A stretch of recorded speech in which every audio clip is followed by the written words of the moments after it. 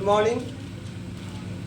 आज आप लोगों के सामने है ना 12 का हिंदी बुक, 12 का हिंदी जो दिगंत है, दिगंत पार्ट 2 में जो कविता है, उस कविता का जो पहला कविता है, उस कविता का नाम है कड़बक। क्या नाम है? जिसके लेखक हैं मलिक मोहम्मद जायसी। मलिक मोहम्मद जायसी। तो मलिक मोहम्मद जायसी एक ऐसे कवि थे जो सूफी मार्ग के से संबंधित थे। क्या थे? सूफी। ये प्रेम मार्गी थे, सूफी संघ से संबंधित थे। सूफियों से इनका बड़ा लगाव था। किससे लगाव था? सूफियों से बड़ा लगाव था। किनको? मलिक मोहम्मद जायसी। इसलिए इनकी जो कविताएं हैं, जो किताबें हैं, जो पुस्तकें हैं, वो बड़े अच्छे और बड़े ही लेसन पूर्ण है, जो हमें सबक देते हैं, जो आने वाले जीवन में हम उसे अपना करके अपने जीवन को सुधार सकें। ठीक है? तो इनका जो जन्म हुआ था जायस में। कहाँ हुआ था? हाँ, मलिक मोहम्मद जायसी का जन्म हुआ था जायस में, है ना, 1492 में। ठीक है? कहाँ हुआ था? 1492 में जायस में जन्म हुआ था। इनका मलिक मोहम्मद जायसी का। इनके पिता का नाम शेख ममरेज था। शेख ममरेज पिता का नाम था, और माता का नाम था, है ना, माता का नाम तो इसमें दिया हुआ नहीं है ना। हाँ, माता का नाम इसमें नहीं दिया हुआ है, लेकिन जो है पिता का नाम था शेख ममरेज। बचपन में इनको एक बीमारी हो गई थी। बीमारी के कारण शायद चेचक हो गया था, लोग बोलते हैं चेचक है, जिसके कारण उनकी एक आंख की रोशनी चली गई थी, है ना। पहले जमाने में चेचक होता था, तो उनकी एक आंख की रोशनी चली गई थी, है ना, जिसके कारण एक आंख से अंधे हो गए थे, है ना। मतलब उनके शरीर में एक बाधा आ गई। तो बहुत से लोग होते हैं ना, जब बाधा आती है तो उसको समझते हैं हमारे अंदर कुछ है ही नहीं है, आँख है ही नहीं, हम कैसे पढ़ाई करें, है ना। अभी भी बहुत सारे ऐसे लोग हैं दुनिया में जिनके हाथ नहीं है, वो पैर से खाना पका रहा है, पैर से नहा रहा है। देखा है वीडियो आप लोगों ने? है? तो यहाँ पर एक जीवन का एक बहुत बड़ी सीख इन्होंने दिया है कि भले ही एक अंग कमजोर है, एक अंग में कमी हमारी है, कि जीवन के बहुत सारे तुम, है ना, लक्ष्य को पूरा कर सकते हो। ठीक है? कौन? ये इन्होंने बताया मलिक मोहम्मद जायसी ने। इनकी कुछ किताबें हैं, जैसे पद्मावत, अखरावट, है ना, आखिरी कलाम, चित्र रेखा, है ना, कहरा नामा, मसला नामा, ऐसे बहुत सारी किताबें हैं। और ये काव्य धारा से संबंधित थे। काव्य मतलब ये जो है सूफी संत, सूफी पंथी थे, मैंने सूफी मार्ग से संबंधित थे। तो ये एक छोटी सी कविता आपके सामने है। कविता में उन्होंने कहा, क्या कहा? उन्होंने कहा कि देखो, इंसान के भले ही 2 आंख न हो, एक आंख ही क्यों न हो, इंसान अगर जीवन में चाहे तो कुछ भी। हालांकि इसमें 3 ही लाइन है। कवि ने एक आंख को दर्पण के समान माना। आंख क्या माना है? एक दर्पण के समान। दर्पण माने आईना। जब आप दर्पण में कोई चीज देखते हैं तो क्या दिखता है? आपके शक्ल सूरत सब दिख जाता है, काला गोरा दाग सब दिख जाता है ना। तो हमारा आंख, इसे क्या, हमारा आंख दर्पण है ना। और दर्पण के सामने जैसा चेहरा होता है वैसी तस्वीर होती है ना। उसमें कोई ना कमी, आज ना है बहुत सारा यूट्यूब, बहुत सारा आपका ऐप आ गया, काला गोरा कर दिया, है ना जी। दाग को हटा दिया AI से, और दाग हटा के दिखा रहे हैं बड़ी खूबसूरत है ना। लेकिन आज दिखाने के लिए लोग फोटो बनाते हैं ना, है ना। लड़का को दिखाना है, दिखा करके दिखा, लड़का थोड़ा सा, है, बाद में लड़की को देख लिया जाएगा, है ना जी। ऐसा नहीं करना चाहिए। ऐसा इंसान का जैसा अंदर से रूप है वैसा ही बाहर से रूप होना चाहिए। अगर हम अंदर से जैसे हैं वैसे बाहर से, इसमें दिखाया गया है। इसमें इन्होंने कहा कि दर्पण के सामने जैसा चेहरा होता है वैसी तस्वीर होती है। कवि की आंख दर्पण के समान है, हमारी आंख भी दर्पण के समान है, हर इंसान का आंख दर्पण के समान है ना? ठीक है। इसलिए प्रांजल भाव अपने निर्मल आंख को देखकर पैदा करो, कवि जैसी पारदर्शी भाव अविम्ब लिखने में सिद्धास्त। मतलब कहते थे कि दुनिया में कोई भी चीज है जो सच है वो सच को जानो, सच को लिखो, सच्चाई को सामने लाओ। ठीक है। आंख जो देखती है उसी को समझो। ठीक है। ऐसे में जैसे दर्पण में सब कुछ दिख जाता है, वैसे आंख भी जो है एक दर्पण के समान है, इसमें सब कुछ दिख रहा है ना? तो इंसान जैसे हमारे अंदर क्या है, हमारा दिल और दिमाग क्या है, दर्पण की तरह है। हम भले ही काले कलूटे हैं, हम भले ही बदसूरत हैं, लेकिन मेरा दिल तो दर्पण की तरह, मैं साफ हूं, है ना? तो कवि ने कहा, है ना, अतः आंख एक दर्पण ही है। कवि ने के पास एक ही आंख थी, सारे जगत को देखते थे, वह अत्यधिक निर्मल और तथा आंख निर्मल होता है, आंख का कोई गुनाह नहीं होता है। हम लोग गुनाह करते हैं, आंख साफ सुथरा होता है। आंख कभी ऐसा नहीं कि किसी को देख रहे हैं तो आंख के अंदर कुछ लगा हुआ फिट किया हुआ देख रहे हैं, काला तो हो जाए इसमें दिखा रहा गोरा, ऐसा है? आंख एक निर्मल, जैसे इंसान का दिल, वैसे इंसान का दिल और दिमाग निर्मल भाव होनी चाहिए, है ना? आप लोग का दिल साफ है? पक्का? किसी के पर दुश्मनी नहीं ना है? अच्छा, तो यहाँ दुश्मनी नहीं है। लड़की ज्यादा रखे, फलानमा ऐसे काहे बोली, तो इंसान जैसे आंख निर्मल भाव होता है, वैसे इंसान का दिल और दिमाग भी एक निर्मल भाव होनी चाहिए। कैसे चाहिए? जो जैसे आंख देखता है वैसे दिल में सोचो। इंसान के अंदर वो मत देखो जो दिख रहा है, बल्कि वो चीज देखो जो अच्छाई है। ठीक है। इंसान की बुराई को मत देखो, ठीक है, इंसान के अच्छे गुणों को देखो, तो जीवन में तुम आगे बढ़ जाओगे। जैसे कि कवि के पास एक चीज की कमी थी, आंख नहीं थी। उन्होंने एक आंख को नहीं देखा कि मेरी आंख नहीं है, उन्होंने क्या देखा कि मेरे पास एक आंख तो है ना, हम इस एक आंख से दुनिया जीत सकते हैं, इस एक आंख से हम दुनिया पता कर सकते हैं। और उन्होंने कितनी किताबें लिख डाली, आपके सामने लिखा मैंने। तो इंसान चाहे तो अपनी कमी को मत देखो, जो चीज है उसकी अच्छाई को देखो, उसी में करो, है ना? ऐसा में है? एक बॉलर को मैंने देखा टीवी पर, है ना, पैर से बॉलिंग कर रहा और इतना जबरदस्त बॉलिंग करता है, देखा जी, देखा है, इतना जबरदस्त, कश्मीर का इतना जबरदस्त बॉलिंग करता है। और एक बल्लेबाज को हाथ से वो इससे पकड़ के बल्लेबाजी कर रहा, छक्का मार रहा, उतना दिखाता है, हैंडीकैप का होता है। अब सोच लो, तो इंसान मनुष्य जो है अपने अवगुणों को मत देखो। आपको नाटी इतनी नाटी, अरे भाई, है ना, उसको ना बोल रहे हैं, उसको बोलना, है ना, जितनी भी नाटी उतना खतरनाक।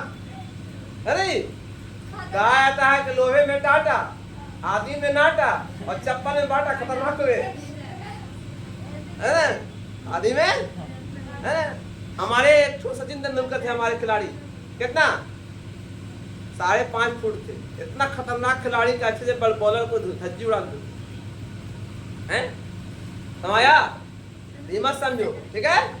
हमारे अंदर जो गुण है उस गुण को देखो, अब गुणों को देखोगे तो कभी जीवन में कामयाब जो है उसी में मजबूत रहो, उससे जीवन में इंसान कामयाब हो जाए, ठीक है। तो इस कविता के अंदर इन्होंने यही बताया, ठीक है। अब कुछ क्वेश्चंस हैं, क्वेश्चन को लिख लीजिए आप लोग, घर पे बनाइएगा। कवि ने अपनी आंख की तुलना कवि ने अपनी आंख की तुलना दर्पण से क्यों की है? क्यों नहीं है? कवि ने अपनी आंख की तुलना दर्पण से क्यों की है? कवि ने अपनी आंख की तुलना दर्पण से क्यों की है?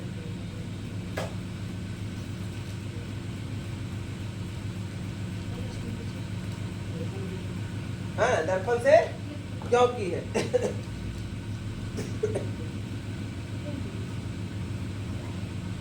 नंबर 2 क्वेश्चन लिखिए।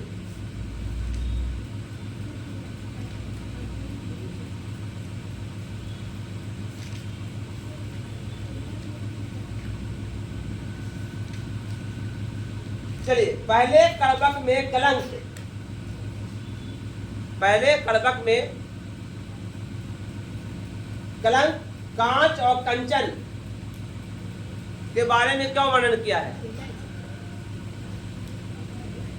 कांच और कंचन के बारे में क्या वर्णन किया है? कलंक, कांच और कंचन तो क्यों वर्णन किया है?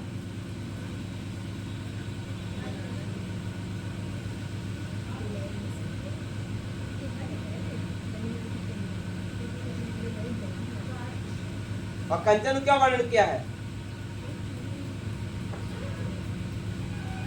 अरे हैं? जैसे इसमें चंद्रमा का भी वर्णन है। क्या चंद्रमा की क्या है? बहुत खूबसूरत है, लेकिन चांद में भी दाग है। क्या है? है ना? खूबसूरत हो गया वो? नहीं। जब चांद में दाग हो सकता है तो हमारे अंदर कमी हो सकती है। तो ये हमारा कलंक नहीं है, बल्कि चांद की अच्छाई क्या है? वो रोशनी देता है ना? शीशा जो है ना, कांच कितना सुंदर होता है ना? कांच कितना सुंदर होता है। कांच किसी सामान बनते हैं, लेकिन वही टूट जाता तो गड़ जाता है, इंसान हाथ काट देता है। समझे? तो जीवन में जो अच्छाई है, अच्छाई को पकड़ो, है ना? और जो बुराई है उसको मत देखो, है ना? ऐसे में कलंक को मत देखो। इंसान के जीवन में कलंक कौन है? कलंक कौन है? उनके जीवन में कलंक कौन था? उसका एक आंख नहीं था, कलंक है। लेकिन कलंक को देखा उन्होंने क्या देखा? अपनी अच्छाई को देखा, उनके गुणों को देखा, और उन्होंने उसको अपनाया और जीवन में एक बहुत बड़े कवि बने। रहती दुनिया तक लोग उसको नाम याद रखेंगे। जब तक दुनिया रहेगी, जब तक हिंदी पढ़ाई जाएगी, मलिक मोहम्मद जायसी का नाम आएगा। अगला क्वेश्चन लिखिए। रक्त कै लोई से क्या अर्थ है? रक्त कै लेई का क्या अर्थ है? रक्त कै लेई का क्या अर्थ है?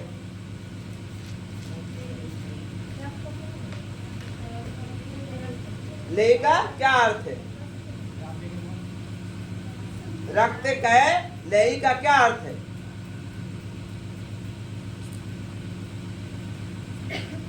चलिए, तो यहाँ पर ये मैंने कितना क्वेश्चन दिया? ये छोटा सा कविता था, है ना? उस कविता के बाद एक और कविता है, ये भी एक थोड़ा सा कविता है, इसलिए 2 पढ़ा देते हैं आप लोगों को हम, है ना? एक दूसरी कविता है ना, जिसका नाम नहीं है, नाम बिना नाम का है, सिर्फ लिखा हुआ है पद। क्या लिखा हुआ है? पद। पद का मतलब होता है वो कविता का हिस्सा, वो कविता का हिस्सा जो किसी जगह से लिया गया हो और लेकर के आपके यहाँ छाप दिया गया हो। एक होता है पद, एक होता है गद्य। गद्य कहते हैं कहानी को और पद कहते हैं नज़म को, यानी कविता को। तो ये पद है सूरदास का। क्या है? सूरदास बचपन से अंधे थे, ठीक है? बचपन से, है ना?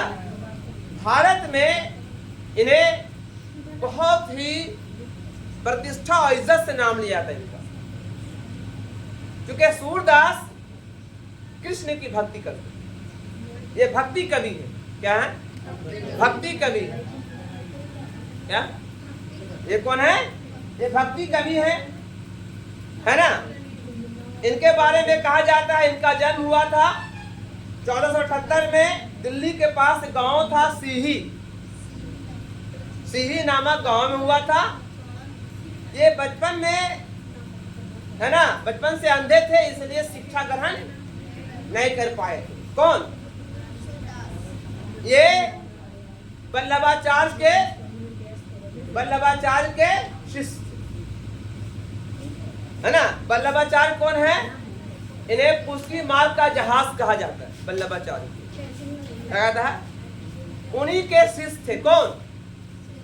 सूरदास। और ये किसको मानते थे? कृष्ण को मानते थे। तो भी कृष्ण को मानते थे, है ना। तो कृष्ण की भक्ति करते थे। कौन? सूरदास। हम देख रहे हैं, आप लोगों को देख रहे हैं, ये पढ़ाई हो रही है आप लोगों की, है ना। क्या बोले आप लोगों को, बोलते बोलते तो मेरा मुंह में खट्टा पड़ गया ना। तो ये जन्मांध थे। क्या थे? जन्म से अंधे। जो जन्म से अंधा उसको जन्मांध कहते हैं। ठीक है। ये एक भक्ति संत, संगीतकार भी थे, संगीत भी गाते थे ये, है ना। दार्शनिक भी थे। कहते हैं भले अंधे थे लेकिन भगवान ने इन्हें बहुत सारे गुणों से नवाजा था। ठीक है। इनकी बहुत सारी किताबें हैं। सूर सागर, साहित्य लहरी, है ना, सुसरावली, ऐसे बहुत सारी किताबें इनकी। किनकी? सूरदास। किताब में आता है सूरदास किसकी लिखी हुई है? सूरदास की किताब कौन है? क्या नाम है? सूर सागर। क्या नाम है? दूसरा साहित्य लहरी। तीसरा सूर, दूसरा सुरसरावली। सुरसरावली। तो ये किसकी भक्ति करते थे? कृष्ण की भक्ति करते थे। तो कृष्ण की भक्ति करते थे तो कृष्ण के लिए एक पद इन्होंने लिखा। सुनिए क्या पद इनका था, गौर से सुनिएगा। क्या है? पहला पद का पहला पाठ, जागिए ब्रजराज कुंवर, जागिए ब्रजराज कुंवर, कमल कुसुम फूले, कमल कुसुम फूले। एग्जाम में आता है, कभी लाइन दे देगा, बोला किससे लिया गया है, डिफाइन कीजिए।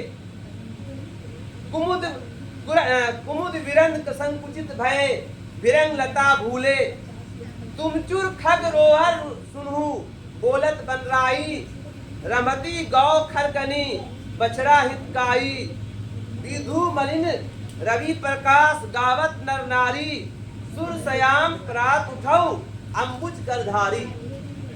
ये ब्रज भाषा है। क्या? पहले जमाने में ब्रज भाषा, ब्रज लैंड किसको कहता? अवध को। अवध के इलाके को ब्रज कहा जाता था। तो वहाँ ये भाषा बोली जाती थी। जो आपको समझ में को आया? नहीं समझ में आया। ये हिंदी भाषा नहीं, ये ब्रज भाषा। अब इसका मीनिंग क्या बताया? कृष्ण भगवान सोए हुए थे। क्या हुआ? सोए हुए थे तो उनकी माता जी उनको उठा रही है।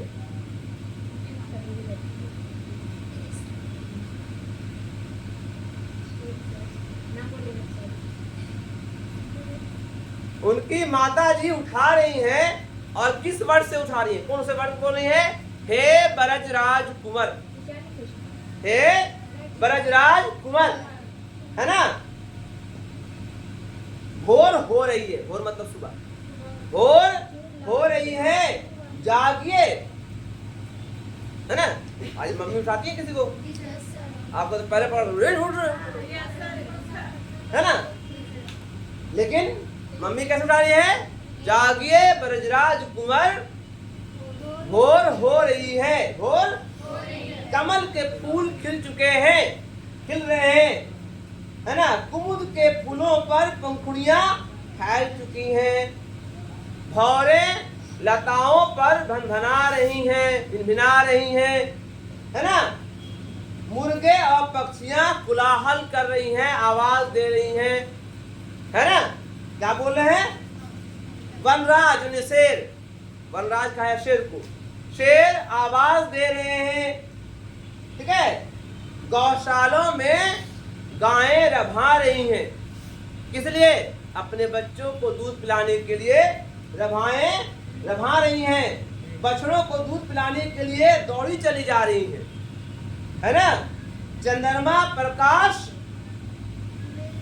का प्रकाश मंद हो चुका, मतलब खत्म हो चुका है। अब सूरज की रोशनी आने वाली है, सूरज का प्रकाश आने वाला है।